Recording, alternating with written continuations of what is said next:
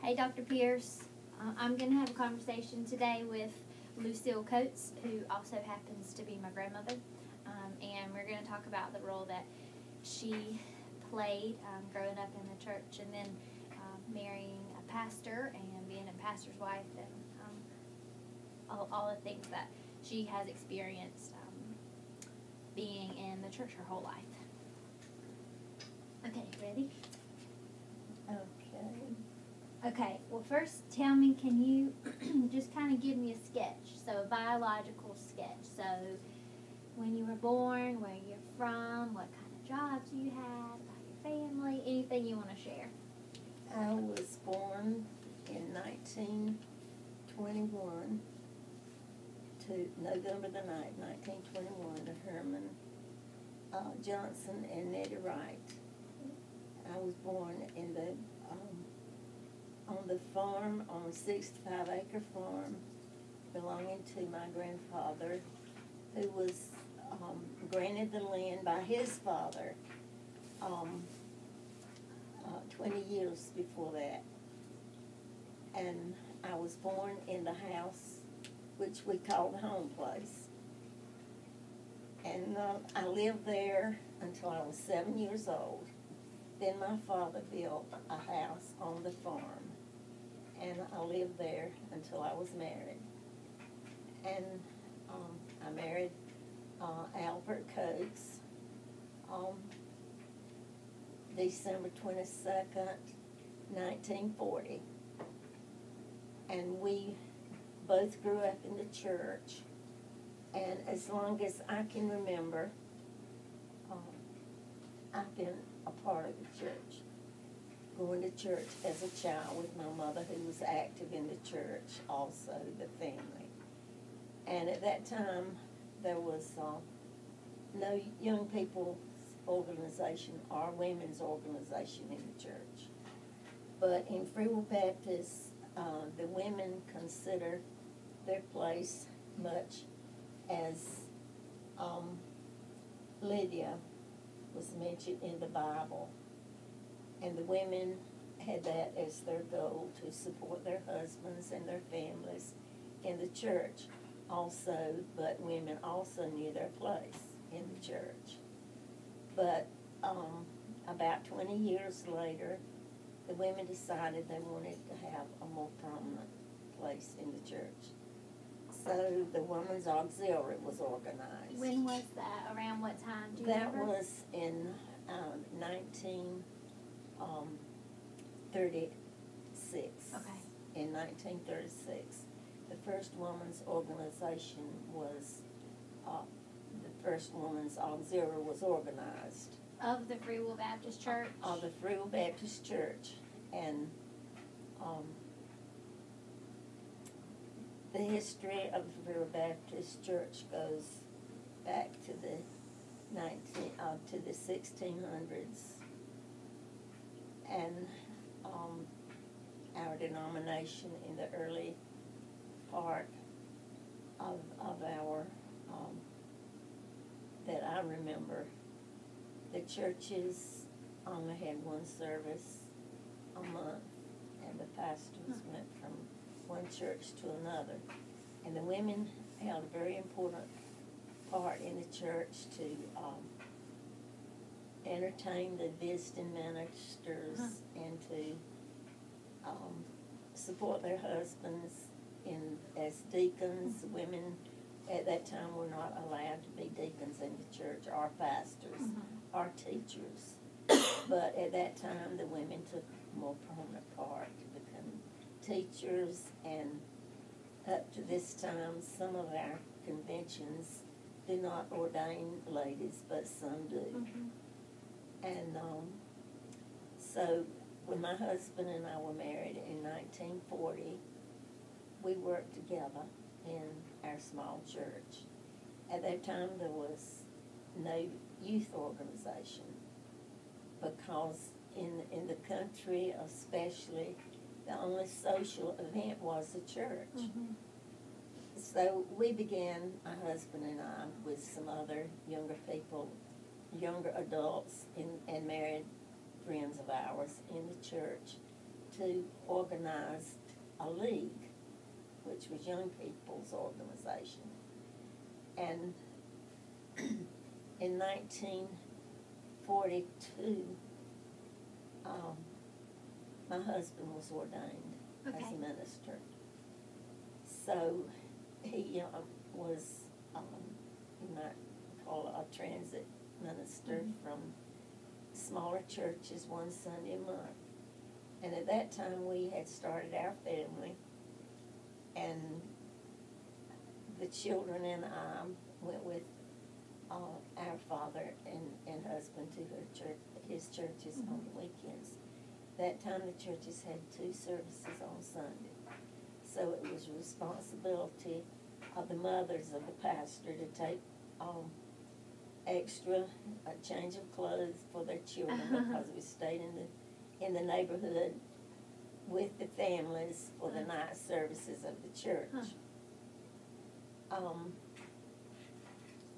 My husband pastored 8 different churches in our district and another district, and he died in 1940.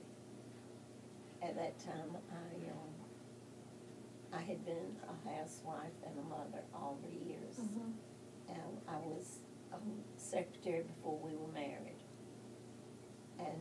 But after I was married, I became a mother and a housewife. But then after the death of my husband, I had to go back to work. And I did sales work and was a kindergarten teacher and continued doing the work in the church. And soon after that, our local church voted to ordain deaconess. So I was the first deaconess ordained in our church. Which church? The Hopewell Free Baptist Church, which I was a member at that time. Was that Grandpa Albert's last church? Was that? No, he did not pastor that He church. didn't. That was our home church. Okay. That was our home church when he went into the ministry. I see. So since he was pastoring several churches, we never moved our membership from Hopewell. Right. And that was still our home church. So after he died in 1940, I went back to our church. 1940? 1970. Okay. I'm sorry. That's okay. 1940, we were married. 1970, he died, and that's when I went back to the church. Got it. And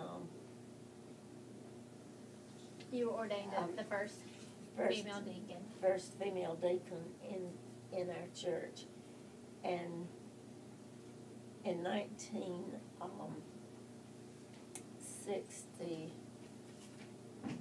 let me be sure these dates.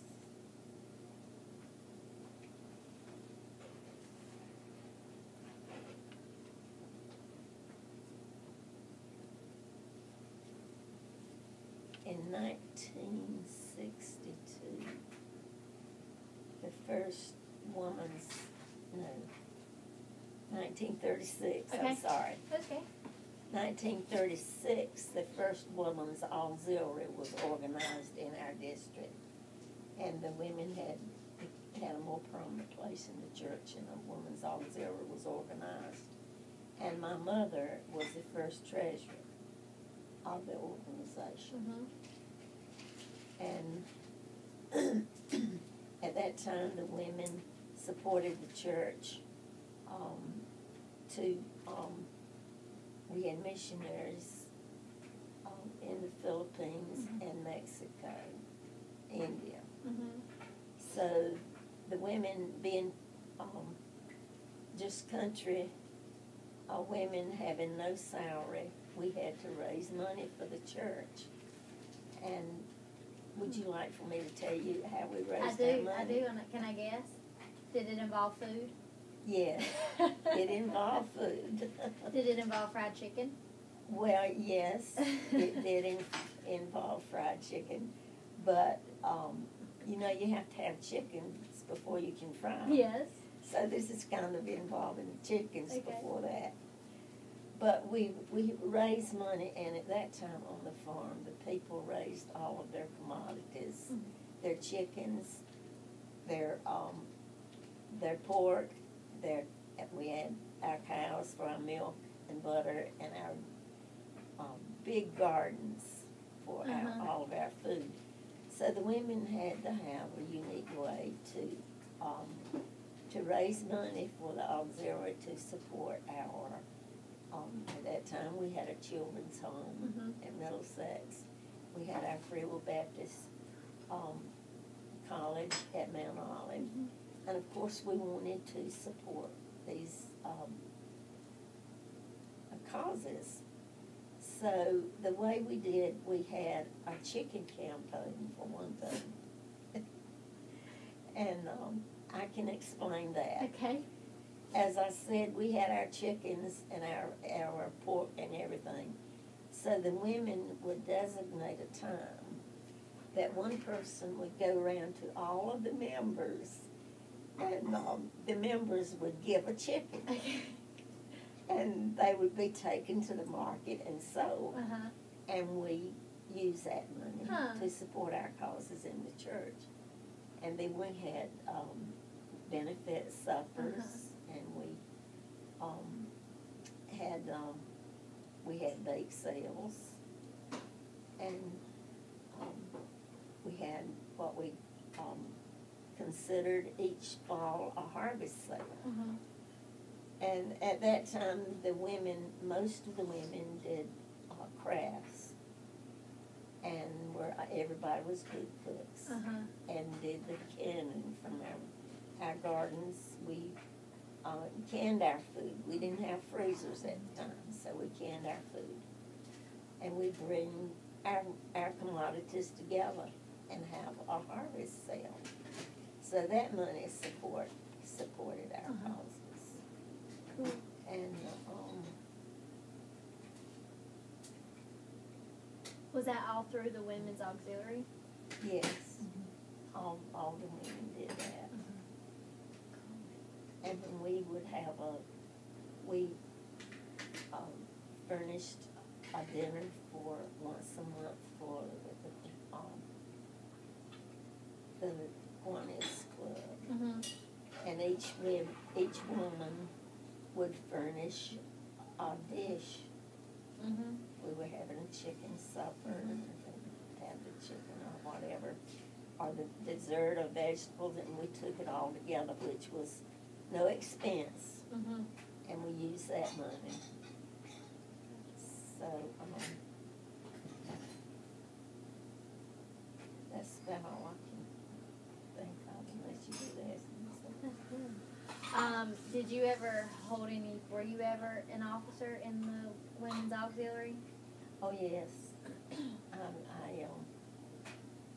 I held most of the offices. I was secretary, and we organized a youth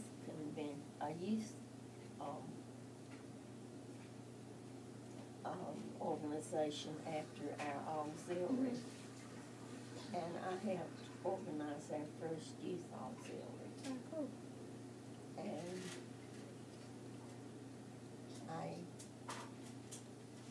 taught a Sunday school class and was in the choir, but that you don't need to know. That's about good. all Yeah, that. no, that's good. And,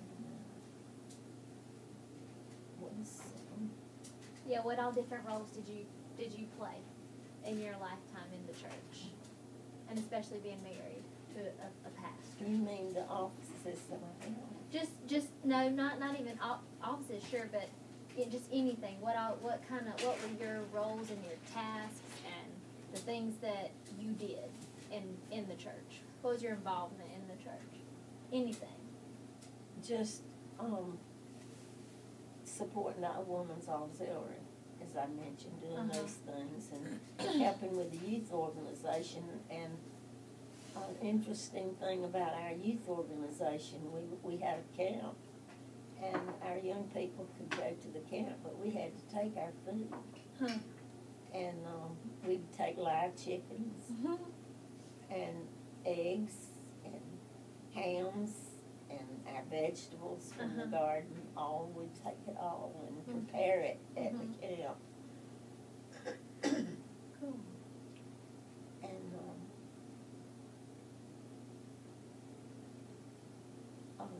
the benevolence chairman, I was involved in the benevolence chairman at one time. Okay. And we furnished meals for families who had deaths in the family. Things of that nature. Cool.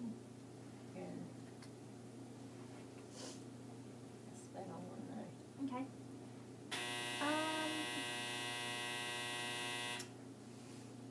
What did you, being a pastor's wife and traveling around a lot, what did you feel like other people expected of you as a pastor's wife?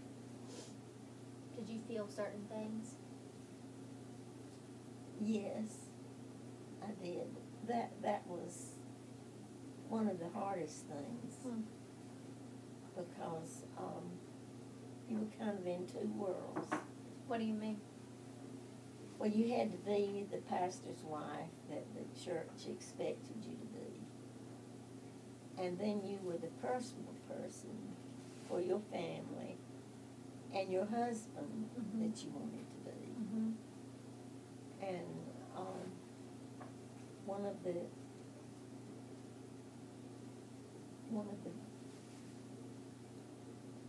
most rewarding, I would say, was the friendship with the church, with the members of the churches which he pastored. And we established some lifelong friendships. And we would go just once a year to the beach. That's the only time we'd go to the beach and some of the families would get together and go. And that life, the social life outside the ministry, separating those two, well, not separating them, but it is two different lives. Not that you pretend to be what you weren't. Sure. But, and then at that time, the families were expected to visit in the homes of the members because we would stay overnight. And at that time, we didn't have the restaurants for families to take the preacher and his wife and family out. So we were invited into the homes. And some of the homes were very that's not the right word, but some of the homes were, it was just a pleasure to see the simple things that some of the people, and the sacrifices that they made for the church. And most of the members thought that the pastor and his family should be treated just a little bit better. I don't think better is the right word, but maybe held to a higher standard. Did you feel that pressure? Yes. Well, I wouldn't say pressure, but it was, like I said, living like two different lives. What was the Not biggest pretending. difference, did you feel like, between the two lives? What was the hardest about that? Well, that is kind of hard to explain. But you really didn't have as many friends outside the church. You were not able to have as many friends outside the church because you were so involved with the church. I mean the churches that my husband's pastor. And that there was not enough time to cultivate friendships like family, although our family was close, our extended family. And my father had 6 brothers, and he was the middle son. And so they all had families on the farm, and we were all very close. But we didn't have time to have a social life outside rather than connected to the church. So it kept you really busy. Yeah.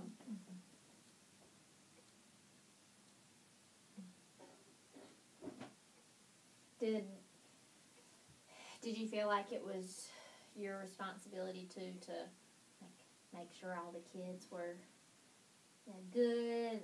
Oh yes. What was that like? The role of being the mother in that situation? Well, you always felt a responsibility because you felt that the congregations and the churches and other people felt that the preacher's kids should be just a little bit different, and that put a little bit of pressure on the children, I think. Yeah. Although, and you being a pastor's kid, you know. Yeah. Yeah. Huh. And what happened that one time when, was it Daddy that was making noise during the service and Grandpa Albert called you out on it? Yes. What happened? The preacher and his family was supposed to sit up front in the churches. So our kids were small, and we didn't have a children's church then, so they had to stay in the congregation. And one of my sons just could not quite remember that he was supposed to be quiet that long, which I realize now that a child's attention span is not that long, but I didn't realize it at the time. And so we were sitting up front, and I had tried really hard to keep him quiet, and he just was continuing to interrupt, I felt like. And my husband looked at me and said, "Will you please take that child out?" In the middle of his sermon? In the middle of his sermon. And I did take him out, and he remembers that. Huh. What kind of conversation did you and Grandpa Albert have after the service? You know, I don't remember. I really don't remember. I remember one time when he was preaching a little bit too long, I thought. I felt like, I tried to cooperate with him, and I'm sure I was not a perfect pastor's wife, but I did try.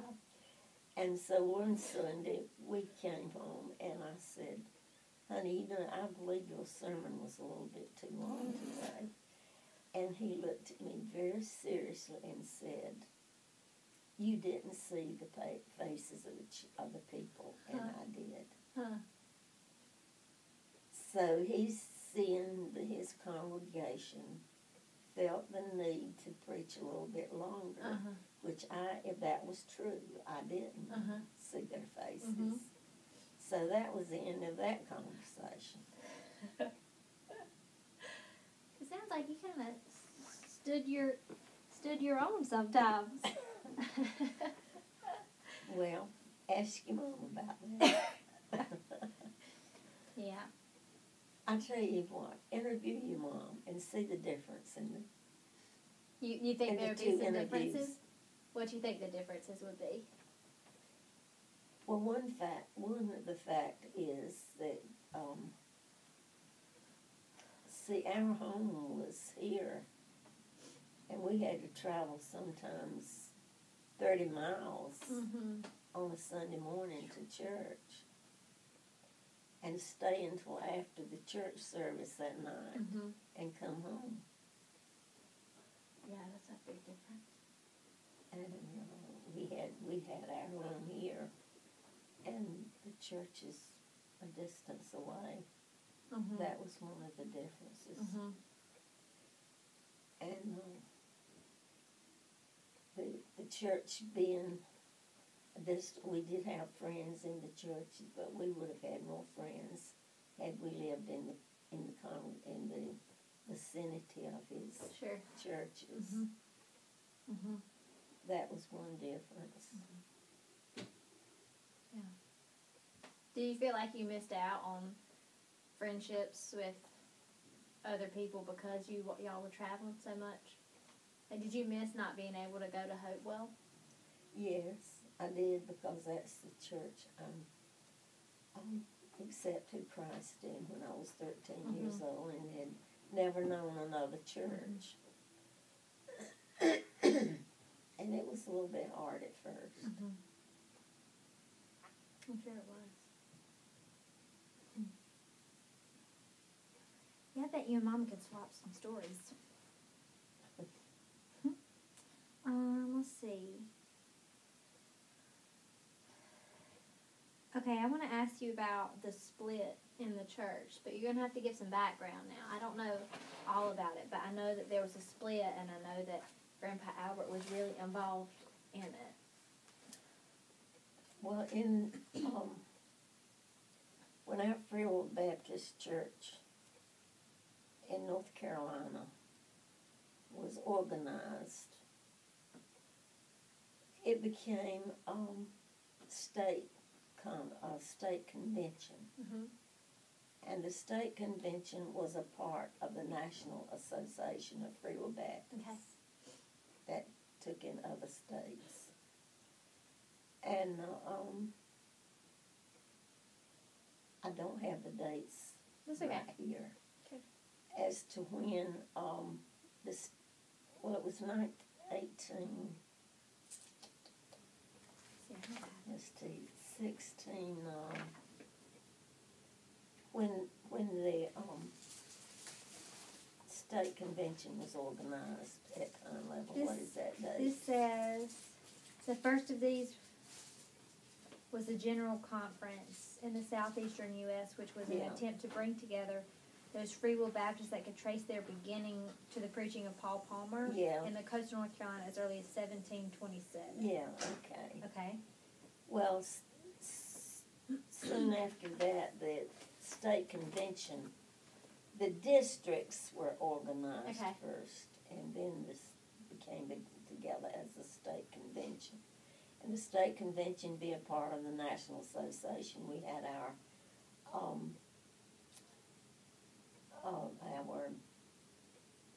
church history and the organization.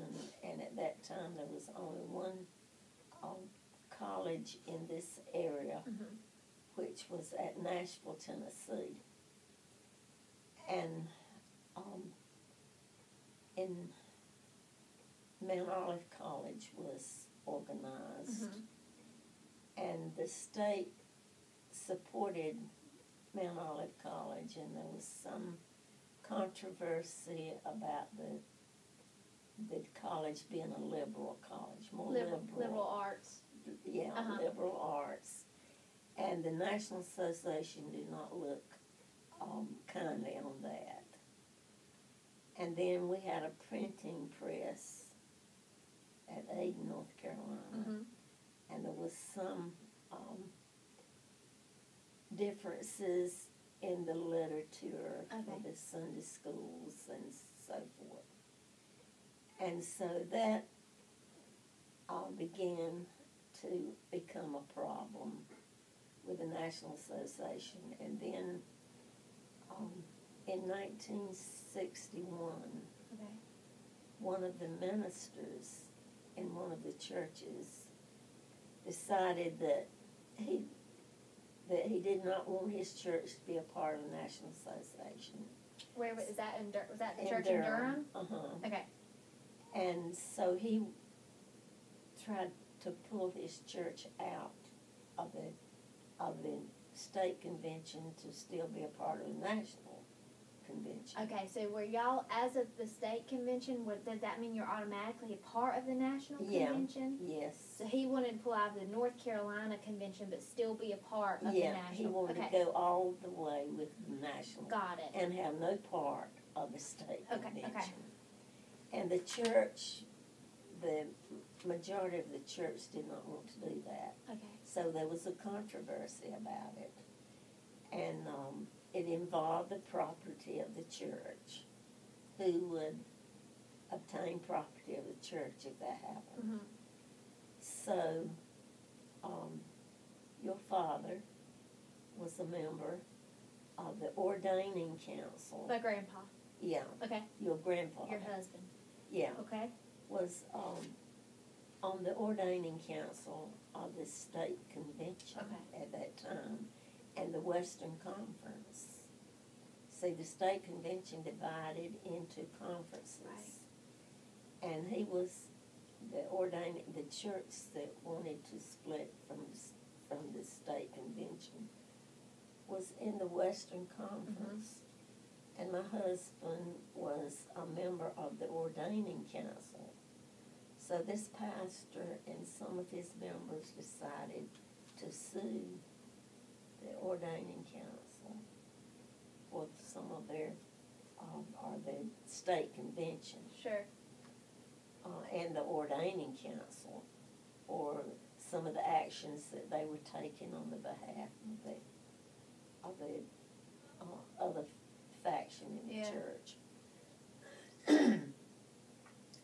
So, of course, that involved legal fees, lawyers, and there was a trial. Wow. And it was up to the churches and the ministers to pay the bills. Wow. For the court trials. Mm-hmm. And if the churches were not financially able to help the pastors, it was their responsibility. So your grandfather had to borrow some money from life insurance policies. Really? Each pastor had a responsibility to provide a certain amount of the cost of the trial and everything.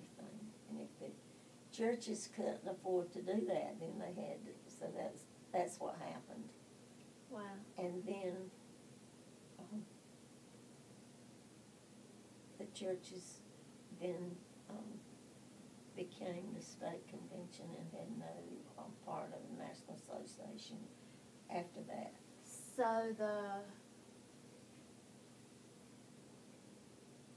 the North Carolina, and there still is a National Association? Yeah. Mm-hmm. But then there's the North Carolina State Convention.